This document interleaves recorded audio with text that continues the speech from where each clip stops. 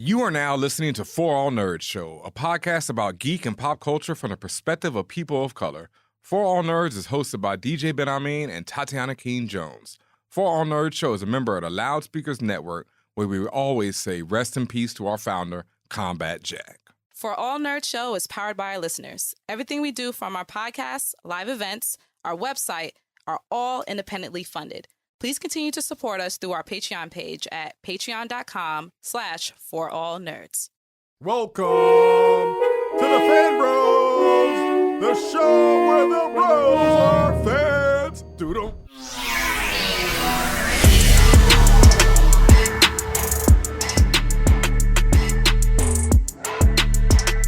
And what's up, y'all? And welcome to another episode of the For All Nerds Show. The voice of the Urban Geek, the podcast where we discuss geek and pop culture from the perspective of people of color. And as always, sitting in the captain's chair, quite reluctantly tonight, it's your boy Chris Radnarock, a.k.a. DJ BenHaMeen. I should have started with DJ BenHaMeen, I guess. We getting right into Chris Radnarock, Quantum Leech, a baby Mats, John Wick with the blicky, Black Goliath, YOLO Baggins here tonight.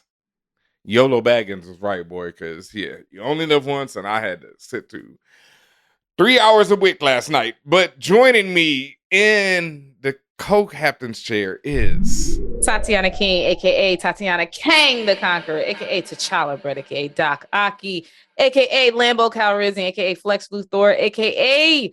Mulatto Hightower. And I don't have any John Wick related a.k.a.s. Maybe that is for the best.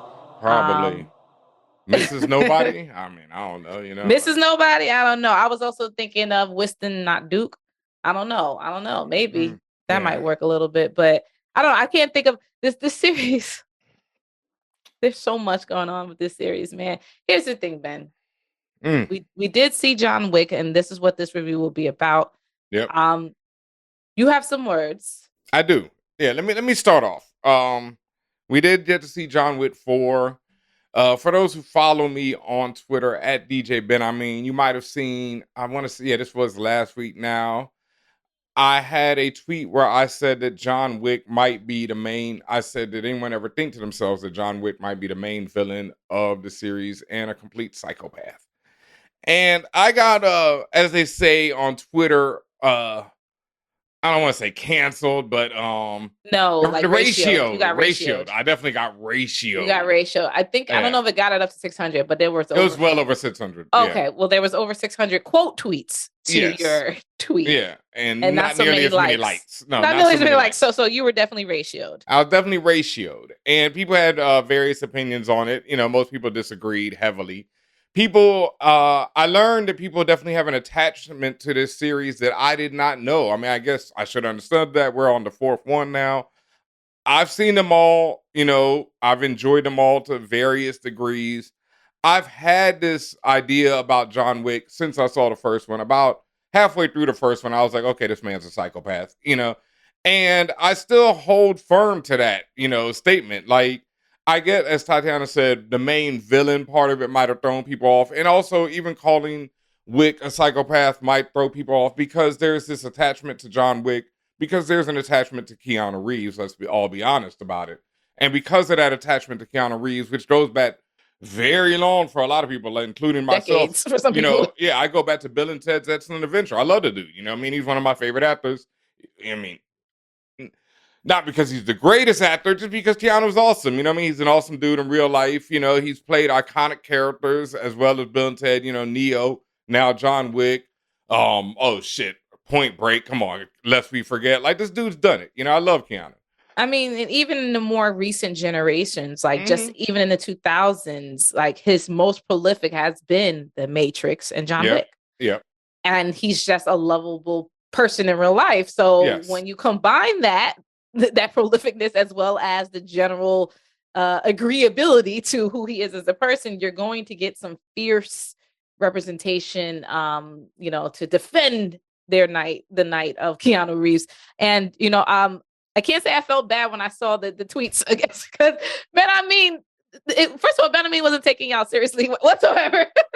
He said he shared that statement with me privately, and I was like, "Oh, this is an interesting take," and I laughed about it and kept it pushing. He said, "I'm going to post this," and I just did not expect that type of response. Now, as he said, I think it was your message could have been delivered differently for people to get your point and maybe talk to you with more sense. Yes, as opposed to you don't know what you're talking about.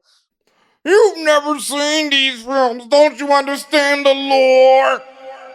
What lore, my nigga? They making up as they go along. And I am a fan of the John Wick series. And I'm a fan to a point. And they're also completely making it up as they go along. Anyone can go to the Wikipedia, and right there they say they did not know there would be a sequel when they did the first one. They had no clue. Even in this one, there's a lot of lore made up that really contradicts some shit that was done in the first three that really would have solved the first three a lot earlier and would not have had this man be the psychopathic rampage that he's drawn on. But back to that point, I'm going to go back to that and say that I still stand by that because John Wick made a serious choice, right? Everyone's like, oh my God, they killed his dog. They stole his car. Fam, I get it. The dog was given to him by his dying wife. His dying wife obviously knew what a monster this man, what life he'd led up until that point. She gave him the dog so when she died, the man would have something to remember her by. And to remember, you don't have to go back to that monstrous life that you led before. The dog gets killed, and instead of doing a multitude of things, the man goes right back to the monstrous thing he lived before. So it's like, not only does he deny his wife's final wishes by doing this, he confirms what I said of being kind of a sociopath who goes on a psychopathic rampage because his dog was killed. I mean, so, to be in this, like, so you're not wrong. I also have to ask though, like, as someone who has been, yes, he's been in that life, and yes, he's been. I mean, he was raised by the Russians. But as someone who like explicitly was like, leave me the fuck alone, and people would not leave him the fuck alone. Do he don't, and maybe not in that way, but he don't have a right to retaliate. Like he said explicitly, leave me the fuck alone.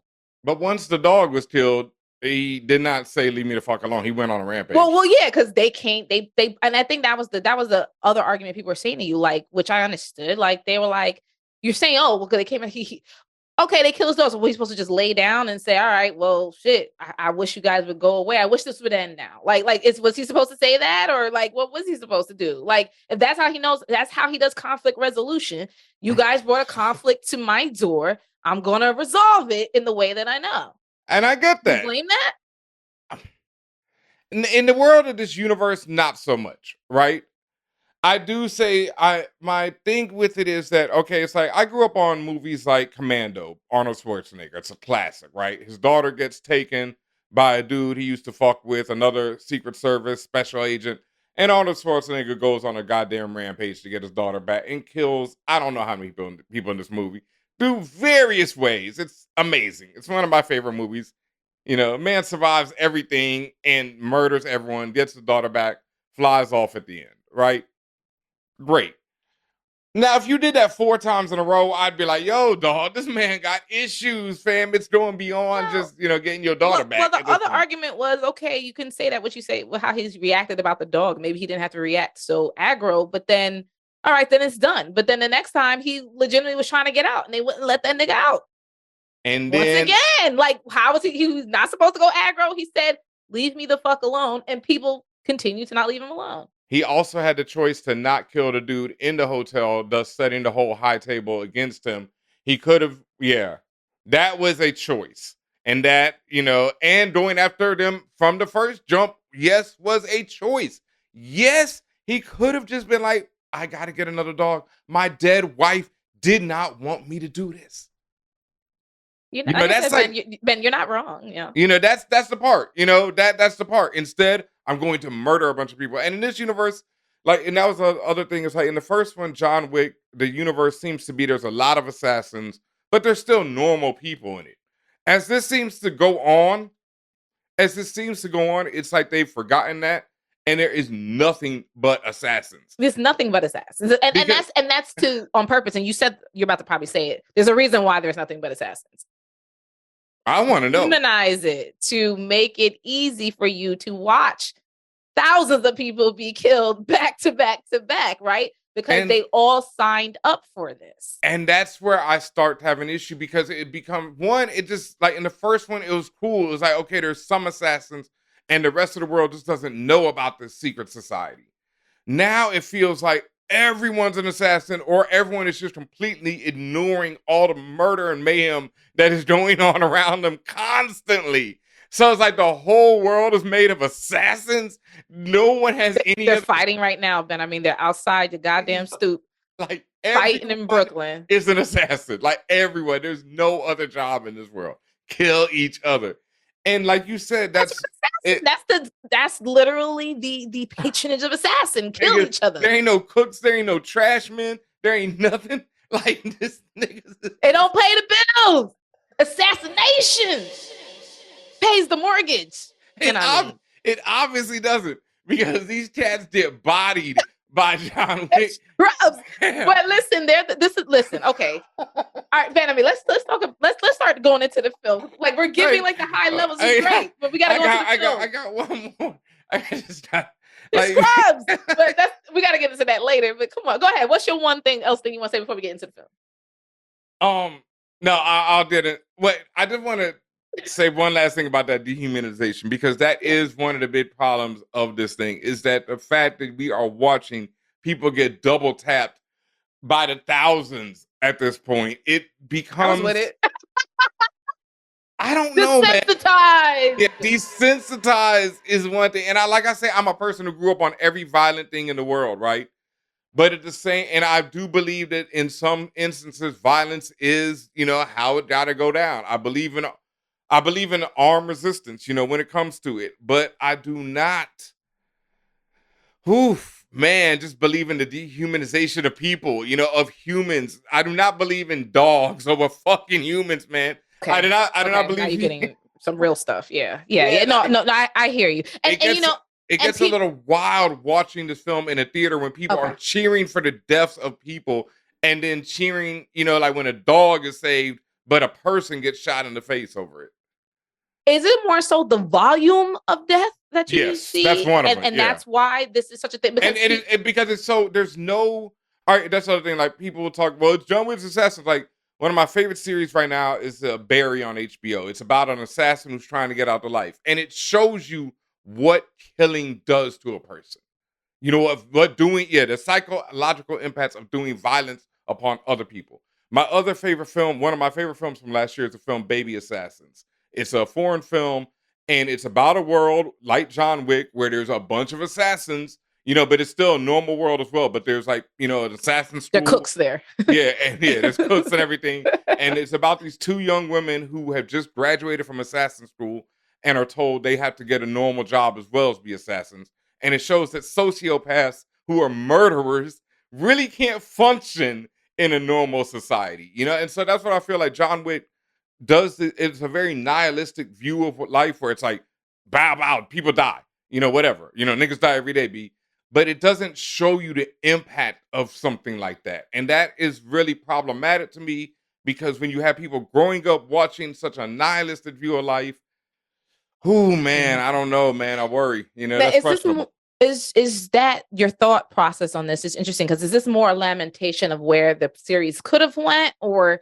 more of a like this was no longer accepting, like this has kind of been where they were steering the series in the first place? Like it was never meant to be an interrogation of, like, on a Baby Assassins level, interrogation of psyche or interrogation. Like it was never meant to. How many niggas can get shot? And like I say, creatively can I get these kills? But I didn't even think it was that. That's my other issue with John Wick. I've never thought it was creative. Like how he did. I would agree with you.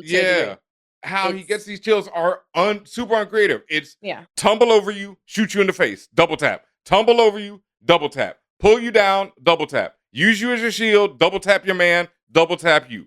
It is like the same thing over and over again. Commando, Arnold Schwarzenegger goes into a shed of tools and starts throwing buzzsaw blades at people, like with his hands. You know what I mean? Lops off of people inside a dude's head. That's what I'm talking about. That's creative kills. Like, that's what I go for. And he makes jokes throughout the whole thing. John Wick ain't even got no jokes. You know what I mean? It's just double tap, double tap, double tap. That shit's serious business, man. But you got a lot of scrubs to take out. People are answering phones in the middle of battle. Like, I know. BenHaMeen, let's get into the film. This shit wants to be serious, but it's a fucking comedy. Does it though? And that's how we're gonna get into this film, because I don't believe the John Wick series is meant to be that serious. I don't even think people take it seriously. I think people do, but that's not the point, though. The point of this film, as much as, again, that you're not wrong in the things you're saying, I still think John Wick knows what it is. They deliver what the people want. Yes. And you made a comment to me and also online that you were disturbed by the way people were reacting, behaving, cheering, all that stuff.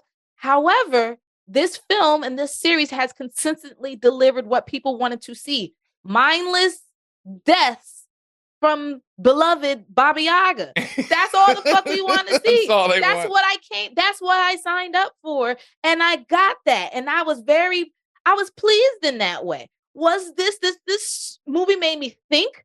Did this give me the existential crisis of thought? Absolutely not. I was just like, what is the fucking kill count going to be like? How many fucking bodies in the first 30 seconds? What the fuck is up, right? And then it was like, oh, okay, how brutal can you be? And that's the only reason people go to see these John Wick films. For people running there talking about mythos, you're fucking lying. For people running there talking about the style points, you're fucking lying. You're fucking coming there to see brutal fucking kills from Keanu fucking Reeves because you love that nigga, and that is okay. Let's tell the truth. That's what this film is. You get more of that. You get that quadruple times because it's the fourth goddamn chapter. And that's what you're here for, okay? You get to see that globe hopping. They in like 3-4 different countries in this film. They in New York, they in Germany, they in France, right? They someplace else. Maybe one other place. Yeah, I remember. Like, yeah, they were in France. I really cannot. Germany. I could not fathom anyone like seriously telling me something on a serious tip of why they're coming to watch this film. Oh, I'm going to see the way it's structured and the thought of mind and peace and balance. No, my nigga, you kind of see some fucking katanas and guns. Like, let's be for real. Be fucking for real. That's what this is. Yeah, but that's what I mean. It was very interesting to me how seriously some of these 600 plus people took it, because they were definitely talking about the lore, and I didn't understand the world it's in, and man.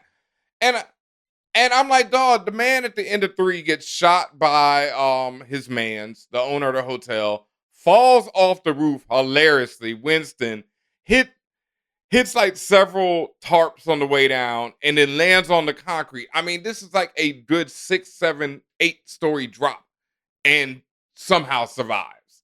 So, at that point, I'm like, okay, we're watching a ridiculous superhero. It's Fast and the Furious type action, which I don't mind as well. But like you said, I'm not sure which way this series takes it, because Fast and the Furious is not going to have people getting double tapped and blood splattering out of them over and over again. Like, this is a very serious, gratuitous violence. And I feel like and I'm not saying, and let me be clear, I'm not saying because that's what I seek out in my life. Yeah. I don't seek out gratuitous violence.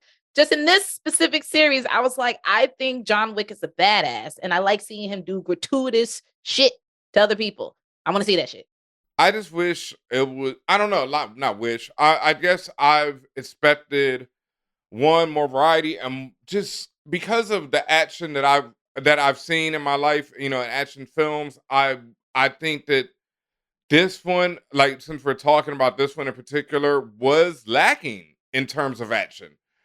It did not, like, I've just seen so much better, especially when you're talking about this genre, like the gun fu, whatever you want to call it. Like, people talk about it's how like fu. How John Wick introduced a new style, and I'll give it like it brought the But that was Christian Bale and somebody. What was it? Well, gun fu, that's Equilibrium or whatever. Yeah, Equilibrium. But even before that, I go back to like the early John Woo films, like The Killer and Hard Boiled especially, which is straight up, people fighting in close quarters, jumping over each other, shooting guns. And I mean, Hard Boiled is iconic levels of action, and then you go back to the Jackie Chan joints, the Michelle Yeoh joint, Super Cop, with Jackie Chan. Like, Yeah. That's early shit. And even more recent stuff like The Raid and The Raid 2. It's like these. And I'm glad you said it. I'm gonna piggyback off that, because the things about those classic films that you're mentioning, there's an elegance there. Yes.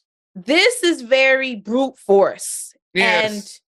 And it is gratuitous. It can get repetitive. And even though I still enjoy myself, I will agree with you that it wasn't as creative as things I've seen about, like you said, a lot of the foreign films you mentioned that I've seen, and I'm like, oh my God, look at shit like, again, completely different genre and approach, but RRR. Like the shit that I've seen, the takedowns I've seen on that, I was blown away. And I'm just saying, like, a lot of the things that we watched in John Wick 4, we've seen before. We've seen, and you said you've seen it done better elsewhere, but my point is you've seen it before. There was nothing particularly creative in terms of the ways people were killed. Now, were there things that were particularly brutal? Sure. Yes. Was it something brand new? Not necessarily, but it was particularly brutal. And I think that's also one of the reasons people go, because they want to see how brutal can you go? How loud can the pop be? How loud can a slam against the marble floor be of somebody's fucking noggin? You know what I'm saying? So I think it's like sometimes people are watching it like, how far are they going to really go? Not so much as how elegant and well thought out and contemplative this is. That's not why they're here. But again, just going back to what I had just said about the elegantness of, like you said, stuff like Super Cop and stuff like that. Like John Wick 4 was directed by the guy who directed the first one, Chad Stahelski. And I found out that Chad had his whole history as being a stuntman. Mm-hmm. And that's when the light bulbs went off for me. I was like, now it makes sense. Just in and particularly in the way John Wick 4 had been choreographed, because it's long. Number one, it's a long movie, 2 hours 40, right? Something around there. And for me personally, I saw the choreography. And I want to make that point, which is why, remember, I said a few moments ago, like the classic films Ben mentioned had a lot of elegance to them. There is this overt inelegance in John Wick 4. And perhaps that's just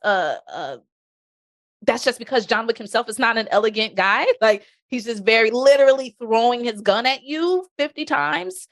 But to see it over and over again and very just heavy-footed, heavy-handed, this looks like a choreographed scene. And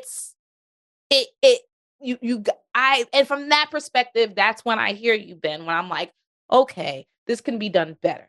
Yes. And just as far as, like, even in terms of, like, you were talking about RRR, and, you know, we talk about the old joints like the Super Cop and everything. It's just, there's a variety to the action. There's, like, with stunts or something even more recent, like the Mission Impossible series, where it's like there are these, you know, this one definitely felt like the first one. It's funny you say that it was directed by the same dude, because it felt like the first one, where that was the vibe I got from the first one. It was like, okay, this is a very video game-esque movie. John Wick is just moving through levels. Like, it's different colored levels, and they have different colored enemies on every level for him to shoot. And that's how this one felt. It was like, okay, here's the black suited dudes in this level, in this room. Here's the black suited dudes on the roof. He got past them dudes. Now it's these dudes. For those who play VR, it felt very like Super Hot. Like you were just going through super hot levels. Yeah. And it was nonstop, wave after wave. Wave after wave. And that was just how the first one was. And that's why even in the first one, I got kind of bored, because it was just like, okay, this was repetitive. He's going to walk through another room. He's going to wrestle some dudes. He's going to double tap some more dudes. Oh, now the dude's got body armor, so you got to double tap him 4 times instead. You know, they're going to keep coming. And even that was inconsistent, but we'll get into that. And he did that. That was in the first one. It was the same thing. And it's like, this is like the first one and this one are the ones I remember the most. The third one with Halle, it's like, I remember Halle and the dogs. I thought that was creative as fuck to me. Because I had never really seen shit where they really incorporated dogs in that way. There's a shot when, like, Wick goes over the table and the dog goes under the table, I think, and nigga, I lose my shit every time. That shit was so fire. And it was that fire flame that I still held with me all these years waiting on the sequel. So when I was just like, oh, y'all, and that's, remember, I had said that maybe online a few times. I was like, I came to see John Wick 4 because I want to see how they're going to top themselves. Because 3 really was that girl. And then, this, I was like, okay, like, I still got the... from the for me, the John Wick series, that was that girl. Yeah, it had like the dog shit was so fire, but then it all said him falling off the roof at the end where I'm like, what the fuck?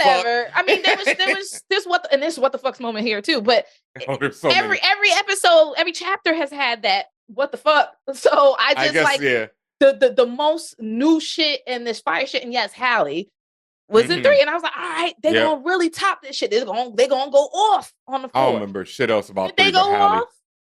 No. To degrees? Was it like anything imaginative? No. Not necessarily. No.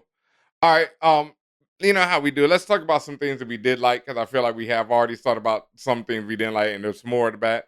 I thought it was pretty. Beautiful gowns. Nice dresses. Like every location beautiful.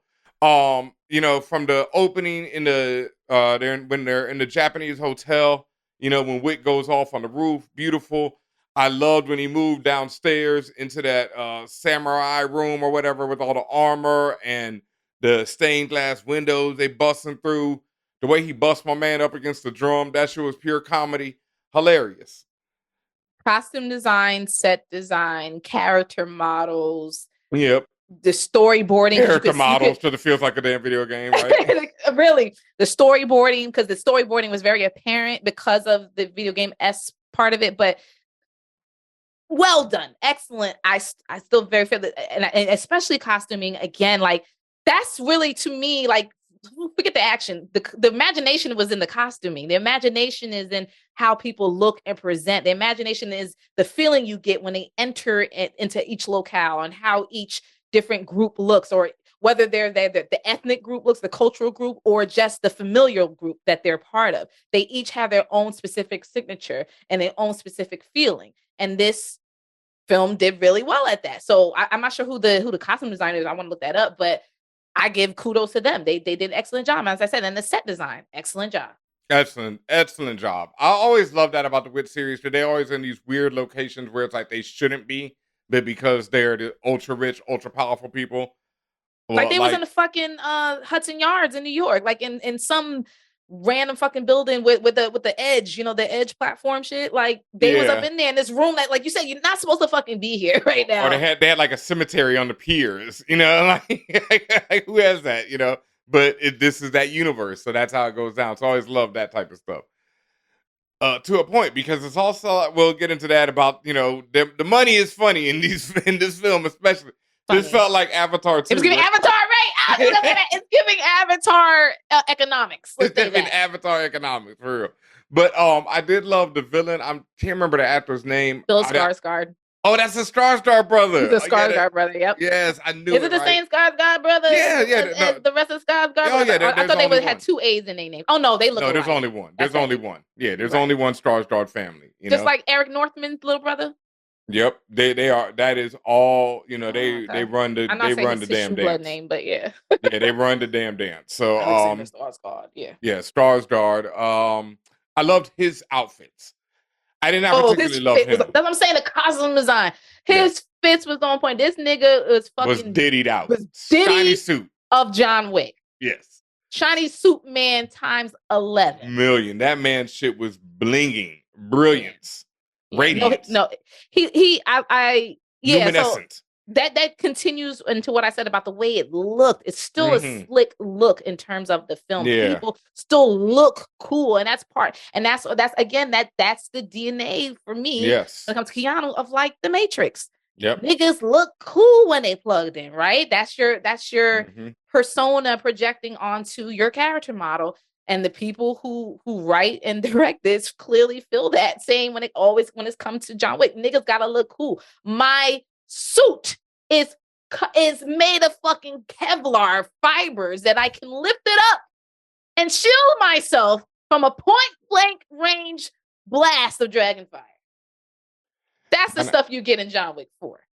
And also with that, I'm sorry, I'm just like, I love it. It's so absurd, BenHaMeen. You gotta love it. The absurdity. You have to fucking love that shit. But that was the point. Some people have surmised, or there's an internet idea that John Wick takes place in the Matrix, which would make everything make complete sense. Like the lack of physics and human. The lack of everything. And yeah. The lack of reality. Let's just be real. Yeah, I can see that. In this movie, at one point, a large man gets shot in the ass and then turns around and starts delivering high kicks. Like nothing happened to him. Minutes before that, John Wick himself falls at least 50 feet, slams his body into several things on the way down, and gets up like nothing happened. How often Keanu's falling off of shit and falling like brute force trauma on his body time and time again. He would be dead instantly. You know, like he would have been dead from the first hotel fall. But in this movie, there are 2 separate falls that would have killed this man. Instantly, and he gets up and walks away and continues battling. Actually, 3 because the stairs. That's what I'm saying. It's countless times. Countless times, yeah. He would be dead. The stairs. Oh my God. There are, and again, maybe it's meant to be funny. I think there's some scenes that I don't know they were supposed to be funny. Man, that whole audience, the whole fucking audience was rolling. Fucking rolling, and I don't know it was meant to be funny. Again, I mean, I don't know what's going on. Niggas was laughing, but these are the same audience that was cheering very loudly at things that you were brutality. Like right. So I don't know, Ben. I just think because these films tap into the id part, the reptilian part of the brain, where it's just like violence and mayhem. You know what I'm saying? Yeah. Like it's still, and it triggers that point, that cortisone point, and cortisol, whatever the whatever the chemical is that gets you hyped. Someone said that because a lot of people in their daily lives cannot, go through a lot of bullshit that they cannot lash out against. John Wick is that idea. Well, this is what if I could do it, that's how I'd do it. Which also worries me. Well, you shouldn't worry you because. You know why? Because that sounds like America. Yes, and it sounds like how America is and how America operates and everything we see on a literal weekly basis. I wish I could do something about it. Well, I am going to do something about it, and I have a gun. And that is why I, have somewhat of an issue with these films, especially this one. And I don't know what else I know something else that I really did like that I want to mention is Donnie Yen playing Kane. I mean, Donnie Yen is the fucking legend, has done everything from Ip Man to Rogue One. He is just a god of cinema. And a god of martial arts, a god of action films. And when you see him, and even Hiroyuki Sanada, because he plays, when you see them both in these fighting scenes, remember how I said about elegance, right? And granted, this is purposeful because these are different people, different characters, so they have different fighting styles. You're just going to see different, but it's just even delivery of it. It's just a marked difference where you're just like, that's a stunt man, and that's a nigga that knows what the fuck he's doing, right? Yes. And that's what you see with Donnie Yen. That's what you see with Hiroyuki and some other people who like show out in the film. Like you can very much tell who knows they shit. Yeah, and Donnie Yen is one of those dudes who has been doing his own stunts all his life, and that's what he does. All his fighting scenes, it's always like the clean shot style of was him. So cool. It was like he was like half drunken master, half one chung, like half like he was doing like mad styles, 4 or 5 different styles at once. Like I was like, this shit is insane. Yeah, his blind style using tech. There's a lot of dopeness to his character. I love Kane. I love his whole arc in the film. I thought he had, probably the dopest story, probably the most purposeful story out of John Wick to me. Like, I could actually identify with his need to do what he had to do. I never could with Wick. I'm sorry. But with Kane right away, I was like, I feel you, bro. Murder anybody in your path. Do what you got to do, fam. You know what I mean? I feel you, fam. Like, look. Yeah. So that was dope. Dope as fuck.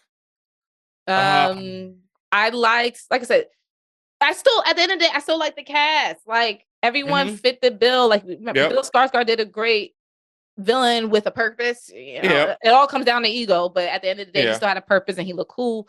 Lawrence Fishburne, Uncle Morpheus. Should have been there longer. Yeah, maybe more of that. And he kind of, it's more like a cameo. Especially after the end of 3, because at the end of 3, I figured it was Morpheus. I mean, Morpheus and Neo again, right? Yeah, Morpheus and Neo again alongside American Gods. Mr. Wednesday. Winston is the guy. Winston is the number 2, so that's why you see. But they were all teaming up at the end of 3 to take down the High Table. That was the thing. Yeah, well, yeah, but also because of the Bowery King, like his character is a shadow type character where like he pops out when you need him, and then he's, you know, under the A train somewhere. I don't know. Like he pops out to do an NRA ad and then he vanishes again. But in the context of the character, it makes sense that he's in and out of the shadows. You see him sometimes, you see him not. Okay, whatever. In the context of the movie, he was there to get paid off by the NRA, I think. But your boy Lance Reddick, you know, video game voice actor. God, The Wire. I mean, come on, man. The Wire. Yes, The Wire. Yes, the obvious stuff. I'm just saying, you know, like voice actor extraordinaire. Yeah. Also, swole on the low. Oh, okay. Out of control, cut up, boy. That man, he like that. What's his name? The Good Place. You know, like when Chitty from The Good Place took his shirt off. And and everyone was like, "Oh, he's actually like ripped." Cut. Yeah, same. It was on The Wire. I was like, God damn, man. All right. How did you feel about Shamir Anderson, who is the tracker, or also known as Mr. Nobody? Oof. All right. This gets into is this movie racist? You know, like that got into it. Was like I was like, wow. A bit of misdirection there. Not a good showing. Not a good showing. And once again, is this movie racist? Mr. Nobody, at least from the trailers, right, is a black dude with a German Shepherd dog who is very reminiscent of Halle Berry's character from John Wick 3. So when I think me and pretty much every other black person, I don't want to speak for all black people, we're not a monolith, but when we saw the trailer, we were like, okay, there must be some connection to Halle Berry's character. Why else would there be? That's and forget being black. That's the first time and maybe not the only time, but that's the first time they really introduced dogs to that degree to this type of fighting style. So you're going to make the immediate connection, whether he was black or any other ethnicity. Black adds to it, though. Black adds, yes. But I'm just saying, if someone shows up with a goddamn German Shepherd, Halle Berry had a German Shepherd, so they're going to do some more of that Halle Berry shit. That's the first thing you're going to think. You're going to think connection. And yes, because of him being black, even more so. And this is a bit of a spoiler right here. Sorry, folks. I think we've kind of avoided most of them, but this one I feel needs to be discussed because I felt disrespected. There is no goddamn connection to Halle Berry at all. And this movie is 2 hours and 46 minutes. And Mr. Nobody, not only for not having a connection to Halle Berry, has no connection to anything and has no story, has no arc. Actually does a lot of improbable dumb shit, you know, and really is part of the whole, one of my big issues with the thing is the fact that basically, Mr. Nobody is yet another person trying to kill John Wick for the money. And the price he wants to get is about $23 million, which gets up on the board. You know, they have the same callers from the early series who are putting out the calls to all the assassins out there. And basically, niggas trying to kill this man for like 25 mil. And I'm like, dog, this man has rolled through 3 movies of people. Like, ain't no way I'm getting out of bed for less than 100 billy. You know what I mean? And this is where it gets to be, as we say, Avatar economics. Because on Avatar, like when they were talking about the fucking spice or whatever it was they was taking off that planet, what did they say? They said they was going to make like 300 million, something like that. Something low key. I said niggas went into what is it? Not just space, but like hyperstasis, chrono sleep, whatever. Lost 7 years of your life. And you're telling me I'm only getting triple millions, nigga? Where are the billies? Where are the B's? Where are the T's? Where are the trillions? Because you're talking about mining a whole nother planet and another fucking system. I need trillions. Not like LeBron makes 300 million snoring on his side, like not doing shit. So what are you talking about? Like, what are you talking about? That's why I don't, and that's what, like, it was just weird economics. And again, like using Avatar as the reference point for them to say the Baba fucking Yaga, who has taken out God knows how many people in his lifetime, forget the 3 movies, in his lifetime of assassinationhood, who knows? And he is unstoppable. He's fallen off of everything in the fucking world. He's been shot, stabbed. He doesn't waver. He doesn't bend. 20 to 23 million? 20. That's it. Okay. And what? Let's say that's the price. Fine, right? And, fuck it. Niggas is desperate. But fine. You can't find a bazooka for like, $100K Nigga, you know, like ain't gonna matter. It's gonna bounce off his fucking jacket. I don't give a damn. Put the jacket up. Let's see a nigga try with it. You know, that was my problem. But I mean, the jacket goes up. He's impervious. Nigga, like sniper rifles, bombs. The homeboy, the tracker had a sniper rifle. That shit ain't work. It's true. But that nigga was an ass, so you know, you can't expect that shit to work. Something like niggas, like that was my problem. Like, niggas just keep rolling up on this man. You know, like yeah. I think, and I gotta say, like, granted, maybe like when we talk about the economics, maybe that means a lot in that world, but you can't use that very, very low number in 2023 and it make me care about that bounty. That's not a bounty. Yeah, that's a fucking, you know, that's a call to get killed. Sponsorship with Ford cars, Ford Motors. Like, that's nothing. That's a sponsorship. Like a Nike fucking paying way more than that. Ford Focus, right? Yeah. Like Nike, hell, fucking Kraft Singles is paying more than that. Like, come on, bro. Like, the cheese is giving me the cheese. Like, don't play with me in 20 million. And like the amount of people who are like, yeah, fuck it. You know what I mean? As soon as that call goes out, they're like, oh, that's the number. That's the one I've been waiting on. That's the one. I'm like, y'all, once again, it's the Baba Yaga. Nigga, stay with me. Like niggas got myths and stories about this nigga. He's called the Baba Yaga, like a Slavic folklore. They don't call him by name, my guy. When people start saying J-O-N, niggas start shaking in their boots. Like, right? As soon as the nigga's dad in the first one found out who he fucked with, the nigga wanted to start crying. And these niggas is like ready to die, nigga. Like Biggie out here, dog. Like, I'm ready 20 million is the number to make you dash all fear you've ever had of this guy. You know who this person is. Everyone know. Like, are you dead ass? It'd be like, you know, okay, you can play LeBron James in basketball right now. If you lose, you owe me 20 mil. You know, niggas like, fuck it, dog. I got this nigga. You know, this is the fucking dinner date with Jay-Z. Yeah, like, why are you making that decision? What? I just saw Jay-Z said, take the money. Like, are you serious right now? I just saw the remake of House Party, which is, you know, Ben went through that, so you don't have to. But I will say the one good part about it was when at the end, the dude tries to play LeBron James, you know, because he's in LeBron's house and he's like, yo, just let me play you and don't call the cops. And LeBron drops 21 on that nigga. That was gonna happen. And that's 21 when donut, nigga. Fuck out of here. That's the one time while watching this film, chapter 4, where I'm just like, fam, and I understand without that happening, will be no film, but I'm like, is there better ways? Like, just say fucking 500 million, nigga. Like, why not? Like, just say something. If we're gonna do outrageous things like fight the Baba Yaga, give me an outrageous number that you know you're not gonna fucking pay me. Literally, the Marquise is a fucking snake. You can say any goddamn thing and take it back. Just lie, nigga. Say 200 million to kill the Baba Yaga. Okay, then it makes sense that everybody and their moms get up to go after this nigga. 20?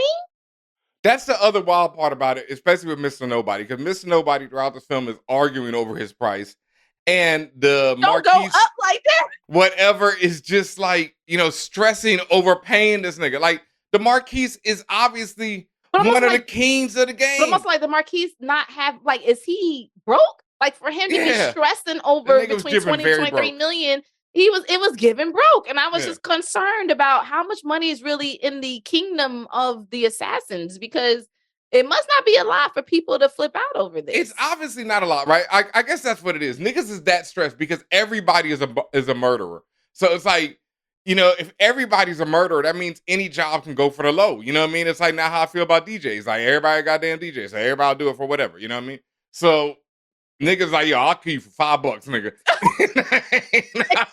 I got rent, nigga. Like, that's, you know what? That would be, and I would be okay with that had it not been the Baba Yaga with essential $5 bounty on it. No. See, it ain't. That's what I'm saying. Niggas is killing other niggas for $5. Yeah. So when niggas put up 23 mil, it's like, fucking money. Nigga, I gotta go for this nigga.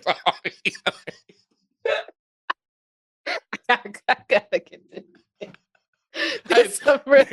Niggas is killing each other for $5 out here, nigga. Like, you know, and listen, and granted, we're using scales of LeBron and, you know, mining meteors. We understand that we're giving these outrageous scales of stuff, but you then going up against the Baba Yaga. That's outrageous. That's what I'm saying. Be consistent.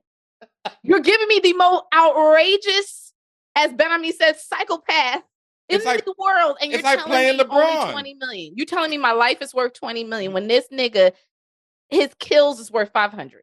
Nigga, this nigga's the LeBron James of bodying niggas. Like, you know what I mean? You want me to die? This nigga and I'm not Kobe gonna get the Bryant money of bodying niggas, dog. Like, this nigga think about bodying niggas in his sleep, nigga. Like, this nigga's like they made it like it was like a prize fight, like boxing, where it's just like, well, you lost, but you get some money. No, you lost, you die, and you don't get no money. No money. It's not the fucking Powerball. That's what I'm saying. That's my only thing. Like, forget the scales of economics. It's just like this is not consistent with what you're facing. Nigga, this nigga lived a stairwell with bodies, nigga. Like, this nigga was like leaving so many bodies in his wake, dog. And it's also like, again, and if that is a motivator, what is going on? Why y'all so goddamn, why is it so important? Because niggas is broke. That's what I'm telling you. Everybody is a murderer in this universe. Damn. So niggas is starved. You know what I mean? Everybody is desperate for money. Desperate. That's the word I was trying to get at. Desperate for money, bro. That's what I mean. They are murdering people for $5. That's all I can go John Wick desperate, life means nothing in this John Wick desperate, though? Like, y'all really got it? Y'all got it? And it's probably also like, this is what's the Afro Samurai, the one type of thing, where it's like everybody is coming for this man constantly. He retired from the game and they're like, whoo, finally. And now it's like, no, he back now. I gotta make my name, because I'm out here murdering people for $5. Like, I gotta make my name, dog. Bro, listen, there were, in terms of other stuff we liked, like that. These dudes out here crack fiends, you know what I mean, for that body. Down like, bad then. Down bad. Ain't no bodies. Way you could get me out there for no 20 M's for John Wick. No, bro. Like I said, it's like playing LeBron. If somebody was like, right now, Ben, you play LeBron, you get 20 mil. You lose, you owe 20 mil. Nigga, I'm sitting down, dog. I ain't playing that nigga. Like, that nigga busting my ass. The other stuff I liked, some of the scenes, there is a really cool, but we've seen it before, but really cool overhead crane, I don't know what it's called, but overhead scene that goes John Wick fighting through a chateau or a building or somewhat.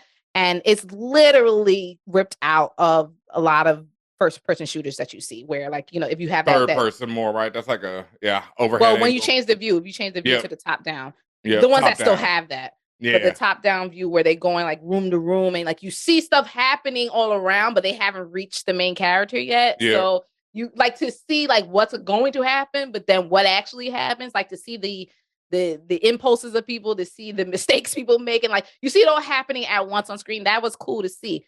Like BenHaMeen said, wasn't the first time I've seen something like that, but it was cool, and it did it twice.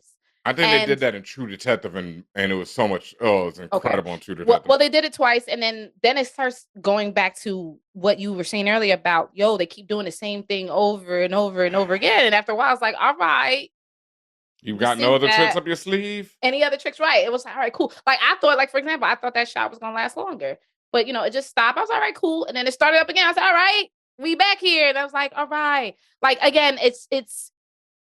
And perhaps like that's going to the stuff that I've wavered on, where it's just like, this is cool, but then you're going on too long, and then like he's not really elegant in what he's doing, and it's like getting kind of tired. Like, yeah, super tired.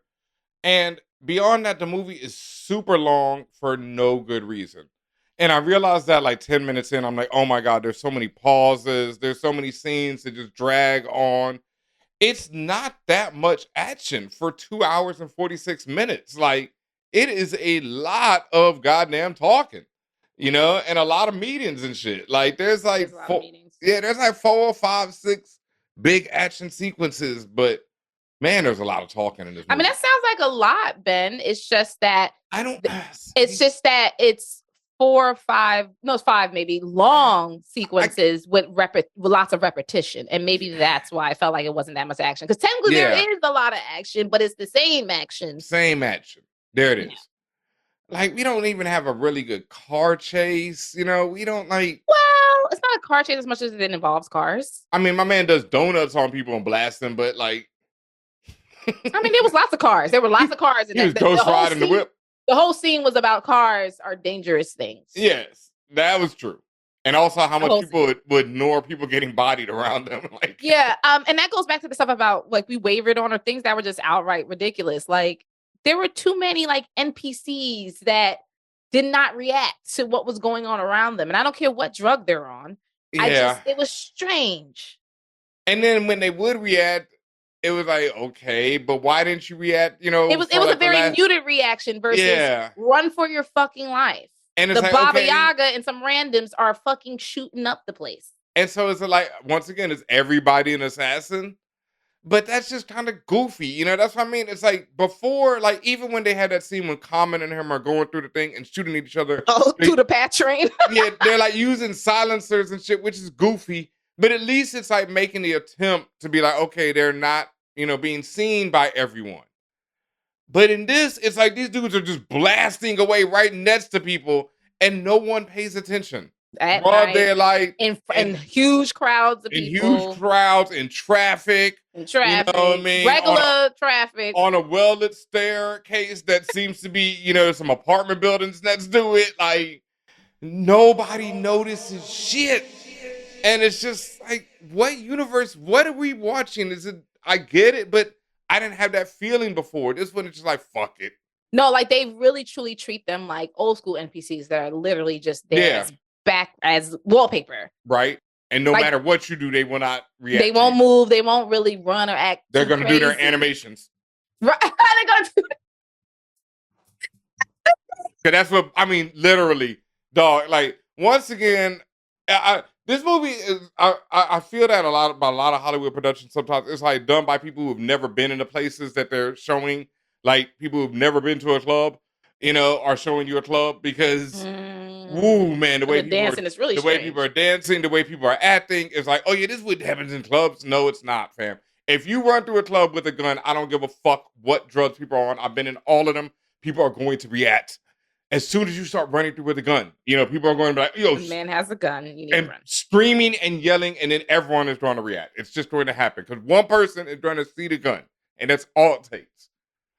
There was, you know, it's just like people have not been in these things. Once again, or like with people who are in a different realm of money as well, where it's like 23 million sounds like something people would, you know, kill themselves for. And it's like, I don't know, but the people don't matter in John Wick, and that's why they don't react the way they need. You think they would because they life don't matter. Is meaningless, is what it. You know, I feel like this universe is about, and if they really explored that, it'd be cool, but they don't. You know, it's like because it's not, and then it is, and then it's not. Like I say, in the Common and them are trying to hide all the guns. It's a lot of contradictory. Oh my god, dialogue and approaches and of all of the characters. And lore. The lore. Yeah, it's all contradictory. And then again, like I said, I didn't care. I didn't come there for stuff to make sense. I was like, well, is he gonna use the katana to slice open this nigga and then pop him with his gun or not? Like, what are we doing? I mean, he barely uses it. I mean, it is straight up shoot. Yeah, he's a gun guy. He's very much a gun guy. And I just like I said, my whole thing that annoyed me was like, and I know that's his thing. He just kept throwing his goddamn gun at people. Like, as soon as he ran out of bullets, goofy. Throw the gun at somebody, and then grab another gun, throw the gun. Like, really, dog. Like, it's funny. Like, because we've seen that in other films. Yeah. It's funny the first time. It's funny when it's like, it's clear that he's run out of options. What else did he have in his hand? A gun? Fucking use that. The gun itself as a weapon. Great. But then after literally the 12th time you've thrown your gun at somebody, it's like, we couldn't do this differently, you know? So that's the only thing, like, because I can't say I disliked it, a lot of this stuff. It's just stuff that I took notice of, like, really, guy? Like I said, I wasn't where I was like, this was whack. It was more just like, you know, that's just how I felt by the end of it. I was And then the stuff that I did feel was extremely whack was the fact that I felt like it was a 2 hour and 46 long NRA ad. I can't fault you there. In a very bad way. It's like there are so many shots of the names of guns. People call out guns. They give it's gun glorification. It's super gun glorification. And if you like, I think guns are cool. Like, you know, within reason. Within reason. America has a gun problem. That is no denying. Yeah, but no, this is very much like when they were even describing one of the guns for John and like the way, it was pure glorification. Yeah. The movie literally, as BenHaMeen says, the movie stops to express the love and gratitude for this particular type of gun as if it was a person. And I was just like, wow, that's strange. And this is coming from someone who, like, I like that shit, right? I think it's cool when you respect the weapon, when you learn about how it works and you use it in a controlled manner. You know, I'm about gun control and shit like that, okay? I might be out there in the range, but I'm also about gun control. So I'm not the one who be sitting there thinking that's cute. Like, to me, it was just like, ooh, that's a lot. Yeah, and I'm like I say, once again, someone who grew up on the 80s action flicks, you know, where Arnold Schwarzenegger, every time there's a moment where he's gonna go into some room and pull off the curtain, and there's gonna be a million guns, and he's gonna go through them all, and you're gonna see them and all, they're gonna look all pretty and shiny. This is what this one does. This is what this one does. Okay. Bye. And there is that, and they still have that. They have that where you see all these different guns and different ammo, and this is what this does. And then you get to see what is the damage that it inflicts on that person or thing. Great. Yeah. But it's just when it comes like the glorification, you're really sitting there.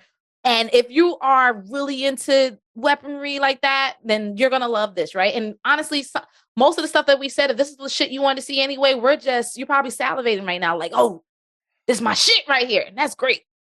We're just saying that there's going to be some people who might got some questions. That's all. And I had some questions. And, you know, we talked about this before on the show, like when we were discussing Black Panther, which I felt was a funny way to bring it up. But we talked about how Hollywood is influenced by the military-industrial complex, you know, and how that is like all of these things come together. And there's a lot of propaganda in these films. And that is one of my problems as someone who has, you know, grown up on violent movies, etc. I've also accepted, like, seeing RoboCop, one of my favorite films back in the day. It's really kind of horrifying to me now because RoboCop is about a fucking robot police officer, you know? It's like, and knowing what police are about and how that movie was like, yo, police are good, you know? Look, the cop is doing the right thing. RoboCop shooting people is the right way. That's a generation of kids who grew up who then became police officers. You know? Yeah, man. The influence is there. The influence is there. And something like John Wick where it's like, you know, like people are like, wouldn't you do this? I'm like, no, bro, I wouldn't actually. But that's like, this is what it's saying. It's okay. Somebody comes in and fucking shoots your dog, fam, fucking blow them away. And, you know, you better have a gun just in case somebody comes in and shoots your dog. And you better get this gun because they're going to come in and shoot your dog. You're going to be prepared, you know. And it's clear, like, that may not be the intent. And that's not, like, we're not saying, oh, criminals matter. This is, yeah, like, but there are people who really take this shit deeply. And the fear culture we live in, where it encourages people to buy these type of guns. Most people who will never need them, you know, because it's always like, oh, your home's gonna get invaded, dog. You better have a gun. No one needs a fucking bullet that does dragon's breath when you shoot it. Like, you don't need that. No, you don't need any of this shit, really, dog. You don't need shit that could do 50 rounds a second. For the most part, people, you know, like, when you have a gun in your home, what's it, like 75 to 90% of the time, you end up shooting one of your own family members well before someone ever comes to rob you, you know? That's the only thing, like, the level of power that people, like,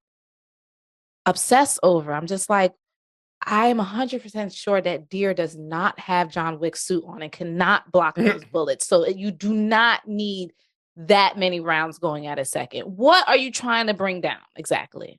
People. Let's be for real, you know, and that's what it is. And once again, that goes back to why I sometimes have an issue with some of this stuff. And like I said, I'm not one who doesn't love action films. I also just think that if you're going to do action films, do it. You know, you got to do it because there is a genre. You know, it's like what we talked about, the zombie genre. You know, there is history here. Like, I was discussing with somebody online the other day on Twitter, and they're like, John Wick does this and that. I'm like, bro, you need to see more films. He's like, I've seen all these joints, and I'll name some stuff, and he had seen them. And he's like, that's a different era. And I'm like, one, that doesn't matter. You know, like, it doesn't matter what era your film came in. You got to stand up to the giants. If something came before you, then that's even more so. You had all this time. You know what that shit did. Do better, nigga. Like, it's, you know, that's in the past. You got to raise the bar. Shout out to my brother, Combat Jack. You know what I mean? You always got to raise the bar. And I do not feel like John Wick 4 even raises the bar in its own series. And that's a problem. Yeah, I don't think it raises the bar in its own series. I do think it's, you get what you expect. Yeah. And you're going to be satisfied. And that's fine. But, like, if you thought you're going to see some shit you ain't never seen before, no. Not at all. Not at all. No. Overall, though, again, it's entertaining for what it's worth. If you are not into violence of that degree, do not see this because this ain't for you, okay?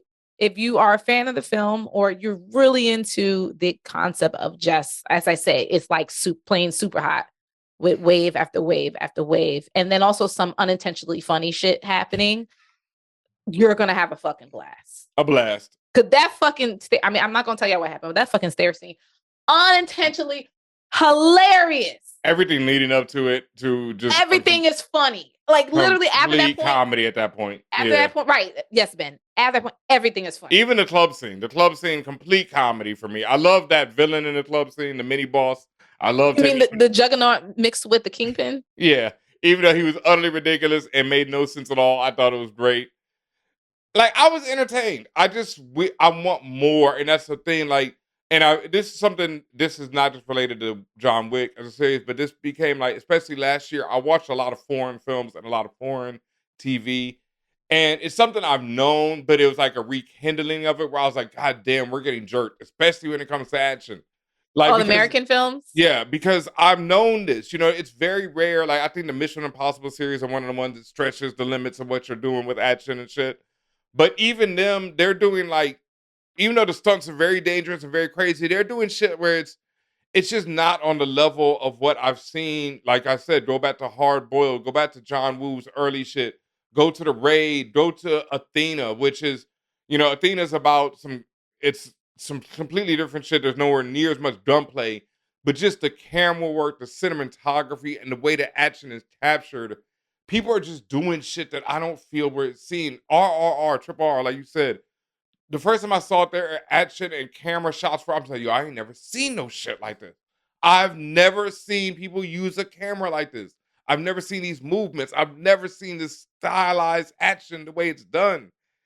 And I did not feel that here. And because of that, I've been like, yo, we got to do better, or we got to see better. And we can't just accept, whatever. And I feel like this is definitely, I get it's the fourth in the series. Like, so you're going to get what you came for. But well, are we going to see better going forward? Because we do know this series, like I think they are slated to do a couple of spinoffs. Yep. Including a TV show. A TV show around the hotel and one with Ana de Armas. And perhaps some characters from this that we won't spoil, but it seems like there might be some characters from this that will carry on. But Ana de Armas, who is really dope, and yeah, what was that? Not Mission Impossible. Bond. She was in Bond. The Bond. She was in Bond. She was and really wasted because she was only in it for a second, and I thought she killed it. She did really, really well. Yeah, so I'm looking forward to that actually. So there might be still like a brighter future for the Wick series, considering it's going to continue, but from a spinoff perspective, and you're going to see more facets and perhaps more to the ideas and themes we said that probably should be explored more. You might get more of that. Might get more of that. I never expected to see somebody double tap with a sword. That was like unintentionally hilarious as well. I'm like, what are we doing here? What am I watching here? This movie is like, that's what I mean. It's so comedic.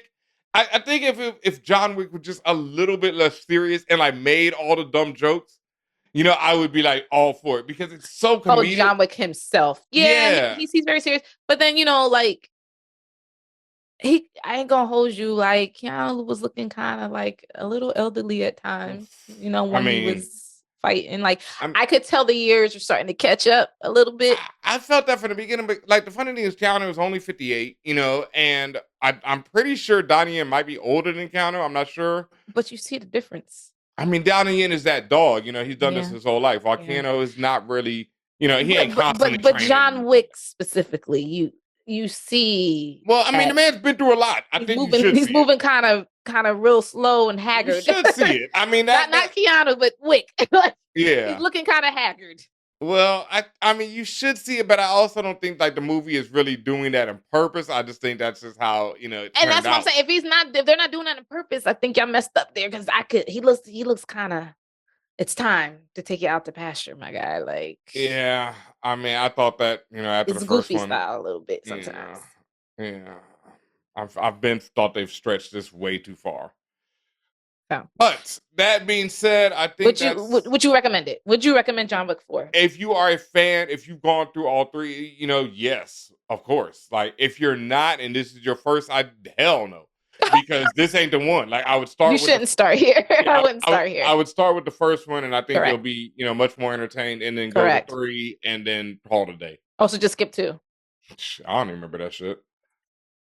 Or read the wiki. Agreed, Ben. If this is your first time outside, go see the first one, please. Go catch up first, and then come see this.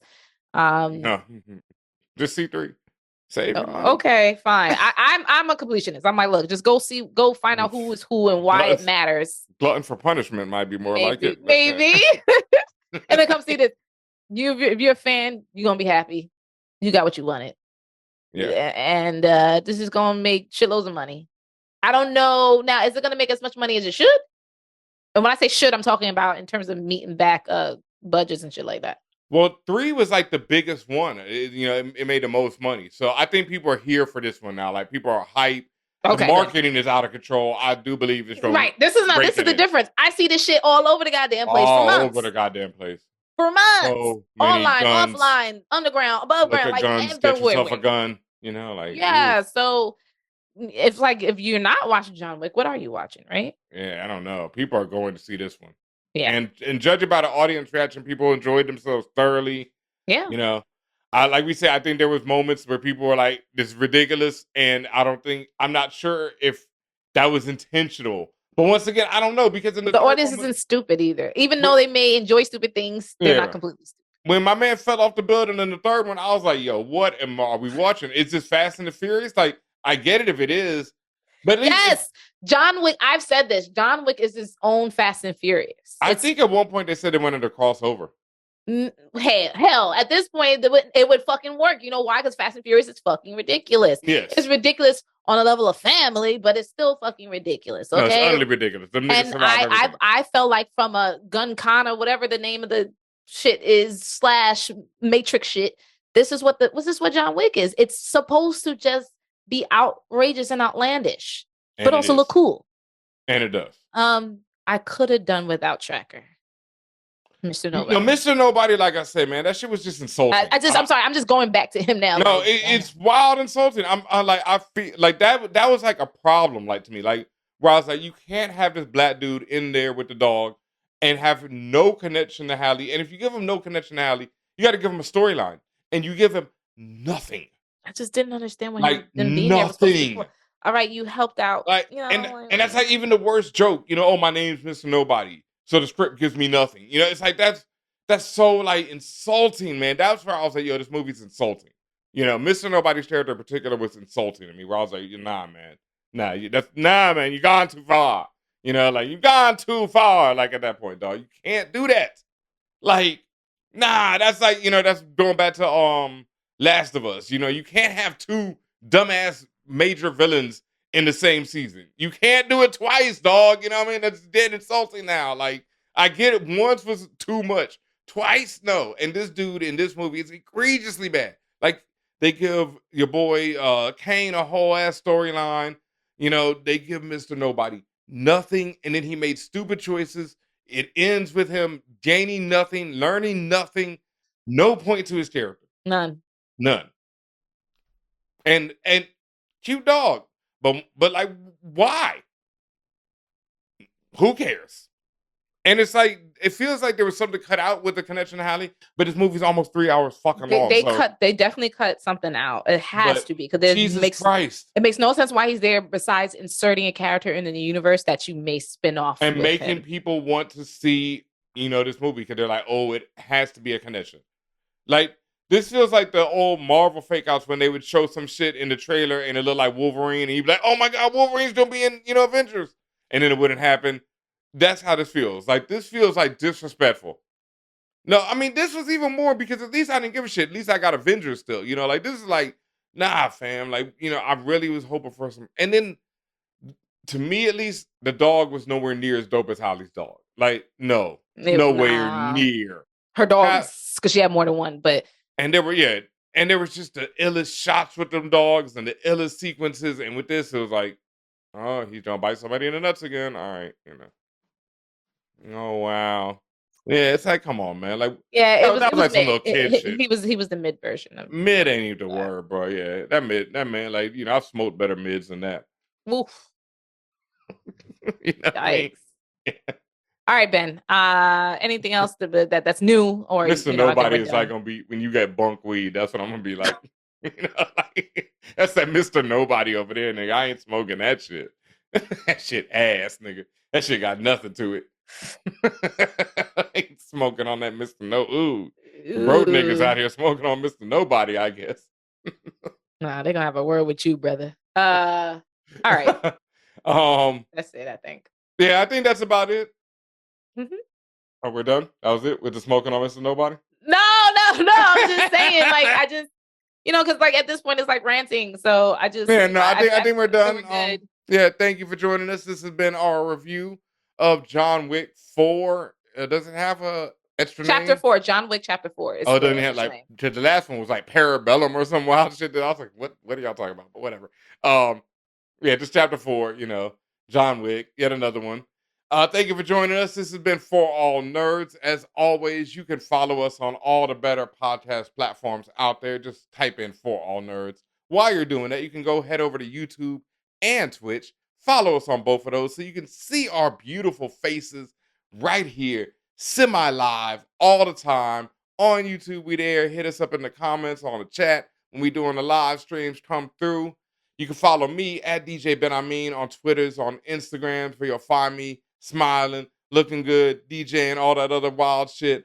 I got some music coming, much more stuff. You can follow Tatiana King for all the thirst traps, plus all the flyness. You know how we do all that stuff on Instagram, on Twitter. If you follow us on Twitter, you're going to get a lot of wild opinions and, things of that nature. But that's what you should be here for. Come talk to us, hit us up anytime, add us, let us know that you're loving the show. Tell your friends and your family that you're loving the show. At For All Nerds, wherever you go, on all the different socials. Let people know us about us. Spread us in your stories, on your YouTube shorts, wherever. Your Instagrams, your Twitters. Do it. Tag at For All Nerds, please. Your TikToks. Thank you for all the love on all those platforms already. As always, you can hit us up on patreon.com/ForAllNerds, where you can directly support the mission. Keep us shining, looking good, buying all the equipment we need to come and bring you these shows. We'll be traveling soon. October 19th, we will be at the Black Smithsonian, the National History of, I don't know. National Museum of African American History and Culture. There we go. The NMAAHC. The HNICs will be up in there. October 19th, which we think is Howard Homecoming weekend. So we will be there Thursday, October 19th, be in Washington, D.C. If you are in Los Angeles, the big city of dreams, we got something planned. The ink ain't dry on it just yet. But shout out to that person who came through, and, we're going to put the ink on that so we can finalize all the details and let you know. Early May, it looks like we'll be out in L.A. So look for us, roll up, how we do. Anything else before we get out of here? Thank you, everybody. Love you. Appreciate you. Go to ForAllNerds.com for the fire merch, especially that Nope t-shirt BenHaMeen got on. That is one of our newer designs, our new exclusive featuring the Nope Akira crossover with our girl Kiki. It's your girl. Make art sure by Sketch Sawyer. Art Shout by out to Sketch Sawyer, the legend. Yes. Make sure you also come see the Lionel Richie shirt that has been a big hit already. Hit that. Make sure you get yours before it is no longer available, because that might happen. You never know. We try to tell y'all. So make sure you do that. Make sure you go to Patreon, patreon.com/ForAllNerds. We appreciate everyone who supports us financially. Every tier is a great tier. If you are part of the Patreon, you get special privileges like first dibs on screenings. Because if you were a Patreon person, you got the first dib to be able to see John Wick 4 or Shazam. Right? And